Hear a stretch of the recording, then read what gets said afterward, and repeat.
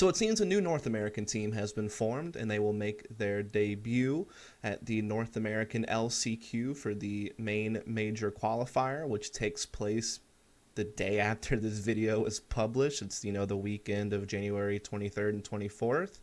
And they're going underneath the name Torqued, which, of course, that name has been used for many different teams throughout NACS. But it's most notably tied to people like Steel and Mo, TCK, and a few other guys, which some of those people are involved in this team. Now, this team kind of came together through rumors and such slowly but surely over the past few weeks, but now it's for sure locked in that they'll at least be competing in this LCQ event. Now, I don't know if they'll stick with the name Torqued. I have certainly heard rumors that there are some big North American organizations that are interested in this team. Orgs like Echo Fox, like Energy, some other orgs. I'm not sure who they'll wind up signing with or if they'll wind up signing with anyone.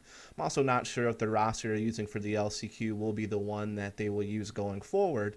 But based on some tweets that Mo has made, as well as some things we've heard from different streams, it seems as though this team has intentions, at least for now, to be kind of a permanent team going forward, with ambitions to compete in some different pro leagues, including the possibility of competing in E-League if they can in fact get picked up by one of these big North American organizations that has a slot for E-League, or might have a slot for E-League. Who really knows? A lot of it is just speculation, but we do know for sure they're in this LCQ at least. And so I wanted to, go down the players really quick, talk a little bit about each player, what I think they can bring to the team, maybe some cons for each player, as well as just talking about how I think this team could do or what changes would need to be made to make it a top contending team in North America. So the first name that jumps right off the list is sgares, as many people have eagerly anticipated what this guy was going to do next. As of course, and there doesn't really need any introduction for this guy. He has been around top level CS since the birth of the game 2012 with teams like Area 51, took a break, came back, played with the first iteration of Complexity through that entire span of time.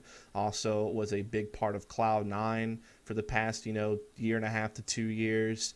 Has a lot of, games under his belt, a lot of accomplishments throughout his career as well. If you want to learn more about sgares, if you're completely new to CSGO and you just found this video, I have interviewed him twice, and those two interviews cover pretty much the first 2 years of his career. I've also done several vlogs about teams like Complexity and Cloud9, which includes discussion about sgares and his leadership and things of that nature. So I'm not going to spend too much time talking about it here. Obviously, though, I'll put those links in the description so you can check them out if you want to. But the main things to talk about is obviously he's a very accomplished in-game leader. He has a reputation for being a very good in-game leader. This especially got amped up when people heard some POV streams and recordings and such early on in 2015 at some different lands that were doing that. People got to hear his calls, got to kind of hear his intelligence, and so that really kind of solidified in many people's eyes in the community that he was a really sick in-game leader, very smart guy. He has a reputation as well for just being really good at scouting and anti-stratting his opponents. I think that kind of the biggest example of this would be when they beat Fnatic on Mirage during a series at the Face It Stage 2 finals at DreamHack Valencia, which that was huge, right? It was a big upset win against Fnatic, and it was also big because Cloud9 were so piss poor at Mirage, if we're honest about it. As one of their worst maps next to Inferno at the time. And Fnatic at that point were still quite good on Mirage, still one of the best teams in the world in Mirage, and they were considered just more talented in general than Cloud9. And a lot of this was because of how sgares kind of anti-stratted, kind of knew how Fnatic played the CT side and knew what little gimmicks he could get away with on Terra's side to try to force a win, which he did. So that was a big example of him being a good person when it comes to anti-stratting and such. But he's also just very much a student of the game. One of the most intelligent minds in CSGO that I know personally. Just talking with the guy, he really knows his stuff. When you see him on the analyst desk or doing color casting, he pretty much can read the teams like a book because he's researched them so much and knows exactly what their trends and tendencies happen to be. So he's definitely a very smart guy. He's also able, in some cases, to really be able to get more out of his players, be able to put them in positions where they're going to be successful, like how he moved Shroud around a bit during the summer.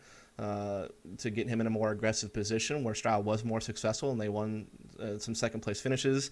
Even got Skadoodle working pretty well there for a good span of time, having Skadoodle play some of his best CS he's ever played. So he usually is pretty good about getting his players where they need to be, though some people do argue that maybe he micromanages them a bit too much, doesn't give them enough freedom. In some cases, that could cause them not to perform as well as they should.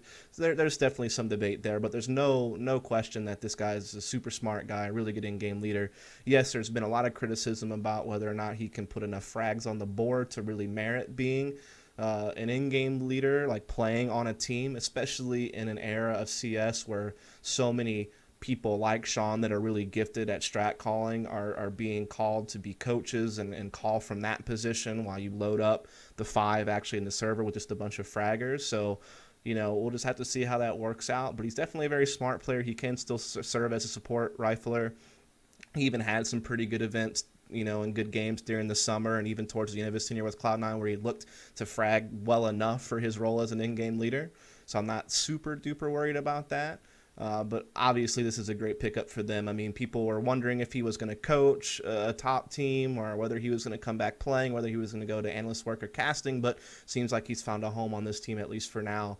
And it's certainly, a good grab for this team, right? He's, one of the most seasoned and one of the best in-game leaders the North American scene has that isn't banned or something, right? So really, really big pickup there. So now I'll talk about Mo really quickly.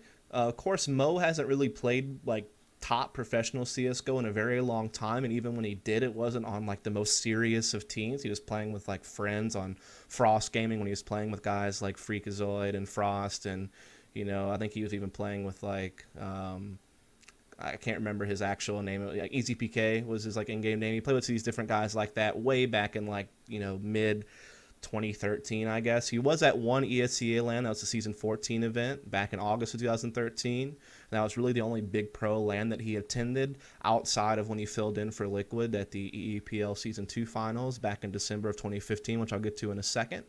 At that event, he did help beat some top NA teams at the time, like the Cultivation United 5 lineup, which had like Fraudstorm and Warden.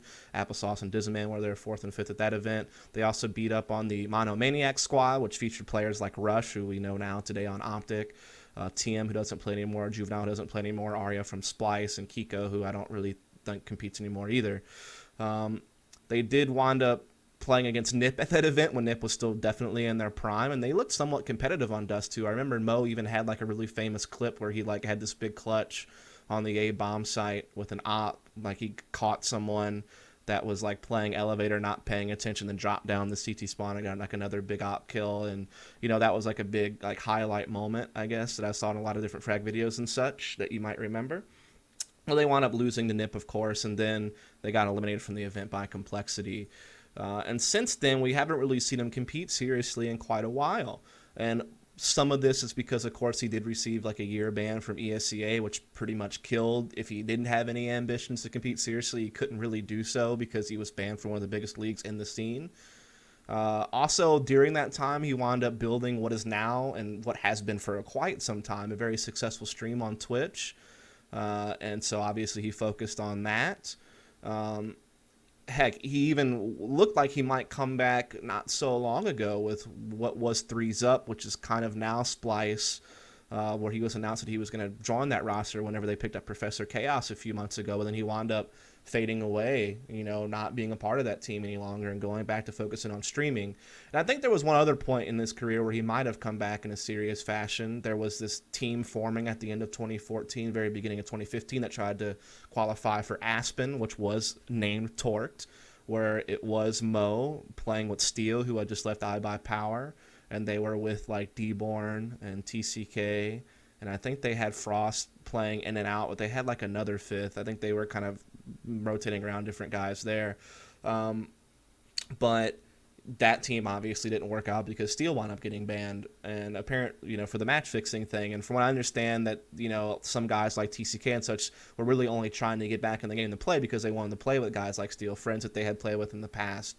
And when that didn't work out, that team kind of fizzled out. And then once again, you don't really see Mo doing much of anything in a serious competitive fashion. So most of 2015 has been spent just streaming, playing like for fun in Premiere on that Aviato team, with guys like TCK, who's going to be on this team, like A2Z, who we'll talk about, who's also going to be on this team, Frost, different guys that came in and out of that team in ESCA Premier throughout 2015. And again, we did see him maybe join Threes Up, played a few matches with them. That didn't stick. And then, of course, we saw him fill in for Liquid at the EEPL Season 2 finals, which I already mentioned. He played with them because Elige couldn't show up in time because of, like, finals or something. He played with Liquid when they played against Envious. And he actually had a really great game at that event on Cobble, where the Liquid only lost 13-16.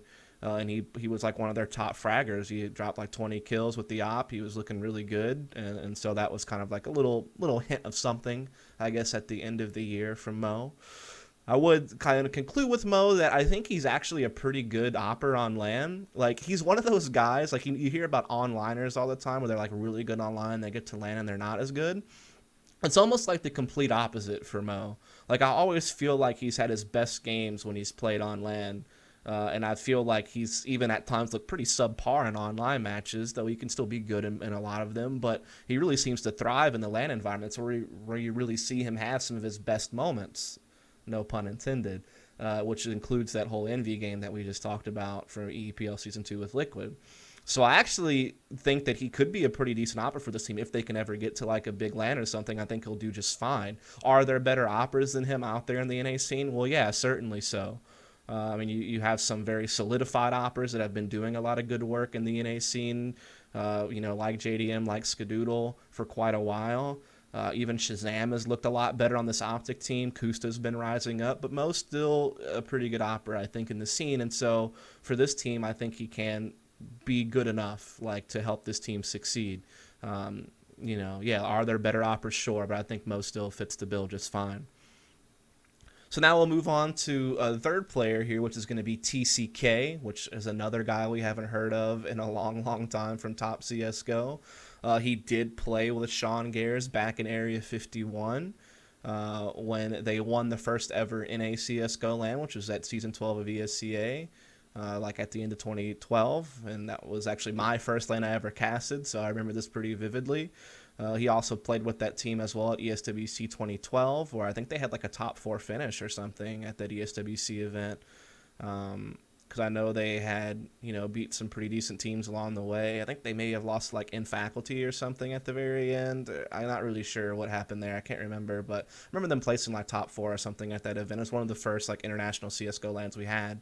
It was the first ESWC to support CSGO. I remember that.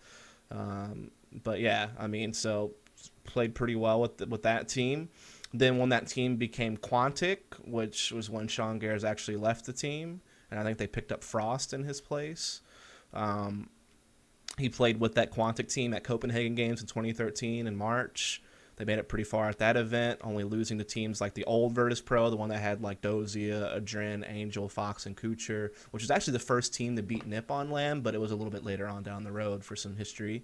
And they lost to Varia Games. That's who they got eliminated by in the lower bracket. So they made it pretty far at that event as well. And then they were at the Season 13 ESCA LAN, which is one of the best NA placings at the time, where they actually beat Varia Games in the lower bracket finals after having beat ESC Icy Box, which was somewhat what is now Virtus Pro.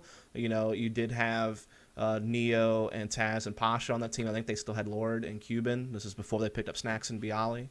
And they beat that team, and then they went on to, like I said, beat Varia Games in the lower bracket finals. Lost to NIP in the grand finals, of course, but still a second place, including beating a Varia Games team that was, definitely considered the number 2 team in the world, and then ESC Icy Box, who was a pretty big top team as well. This is a great showing from that Quantic team. And TCK, this is a LAN where he had a lot of clutches. He looked really sharp. He didn't admittedly play as good against Varia Games and NIP as he did against like the top North American teams they beat along the way.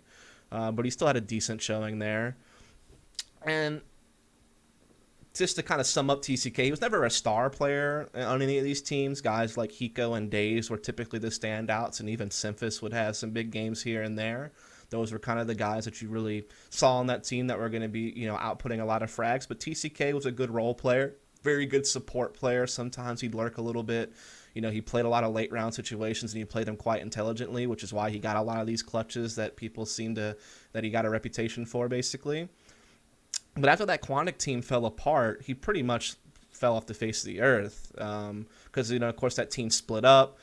Part of it wound up becoming complexity. When sgares came back into the game after being removed, before they got picked up by Quantic, he helps form that complexity team with Hiko and Symphis and Nothing and Swag.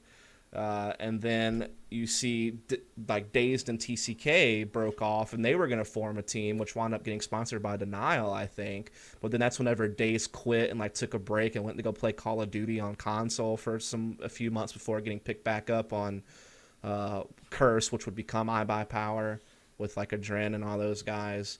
And TCK just kind of like left the scene when all that happened, and we haven't really seen much of him really since, and at a professional level.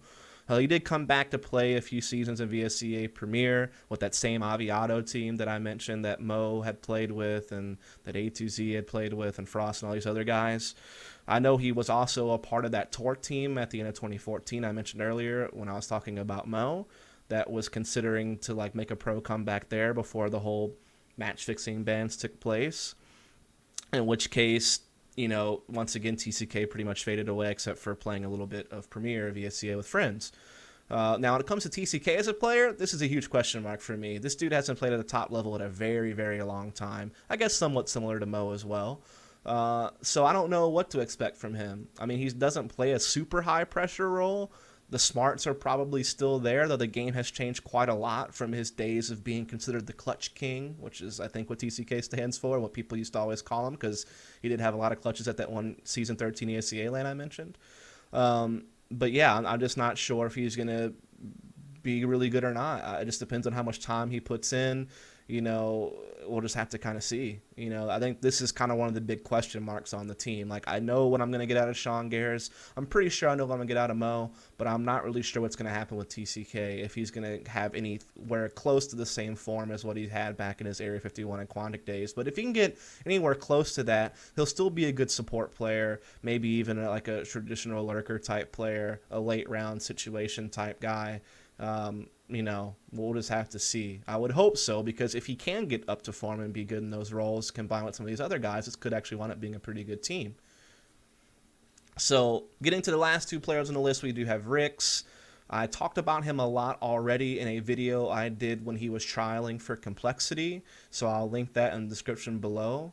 But obviously we saw this guy playing on teams like Tempo Storm at the Season 7 SEVO LAN, where they actually did pretty well. Like, they even took a map off of Navi in the groups, and they looked a little bit, they looked pretty impressive. They beat up on what is now Winter Fox, so to speak, even though that's back when they still had like Pitt and Devilwalk and Peter on the team. So it's a much different looking roster than what it is now. But they beat that team, eliminated them from the tournament, had a good showing against Navi, looked pretty good on Mirage, like looked competitive on it, but didn't win. I think they wound up winning on another map, like a double overtime game in Inferno or something like that. Can't remember for sure, but I do remember them taking that off of Navi. And throughout this entire process, Rix looked like a really good aggressive rifle. That was actually his first LAN as well, I'm pretty sure. His first LAN against like top competition. And he looked really good. He was a part of Conquest for a short time after that.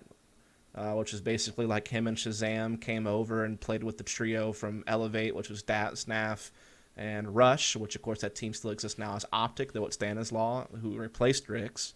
And he looked really good online with that Conquest team. And he trialed for Complexity, I already mentioned that. Again, played in the minor qualifiers with that team. They didn't wind up making it to the minor, obviously. But again, he looked good individually as like an entry fragger type guy. So I think Rix is kind of one of the rising entry fraggers in the NA scene. You obviously have like the 1-2 punch of Nitro and Elige that are pretty well established and probably the best entry duo in NA, especially Nitro being probably the best entry fragger we have in North America. Obviously, Freakazoid has a big reputation as being a big entry fragger in the scene. Rush is beginning to rise up on Optic as a great entry fragger, kind of with the duo with Stanislaw. But Rix is another guy I think that is a big entry fragger in the scene, or has the capability to be. From some of the showings I've seen him. And so, yeah, I think this could be a good pickup for this team. I think Rix will prove to be a good entry fragger for these guys. So, yeah, I think this is a good move and hopefully a good opportunity for Rix to maybe do something with his career. And then last but not least, we have A2Z.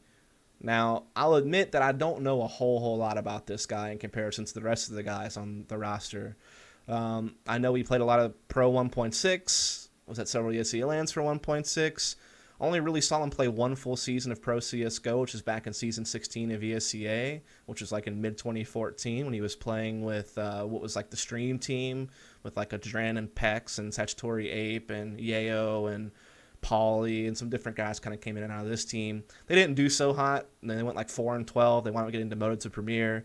He didn't put up any good numbers on this team by any means. I think he had like a pretty negative KDR, like minus 60 something. I think he had like in the 60s and ADR as well.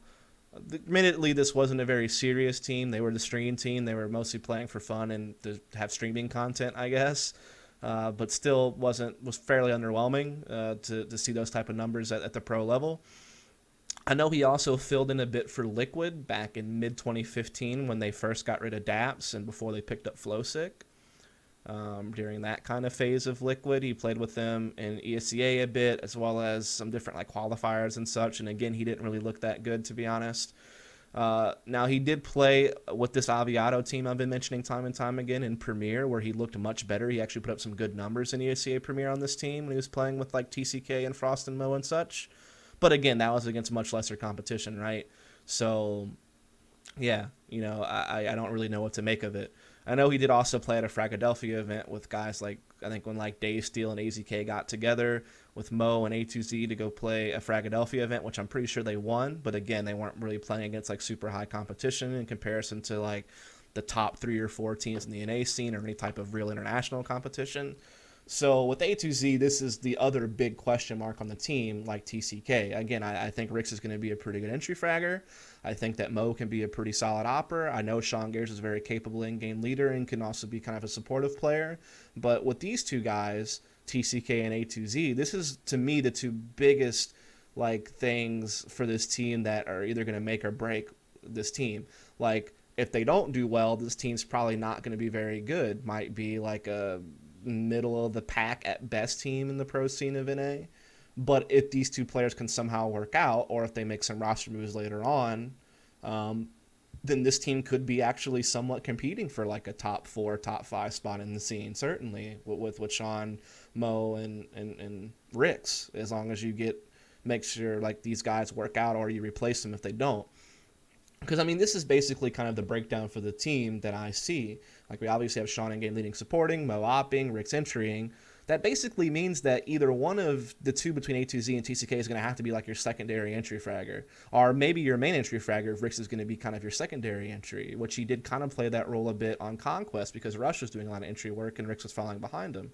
So if that's the case, depending on whether Rix is going to be your number 1 or number 2 man, one of these guys between TCK and A2Z is going to have to be the 1 or 2 man, the inverse, whatever Rix is doing.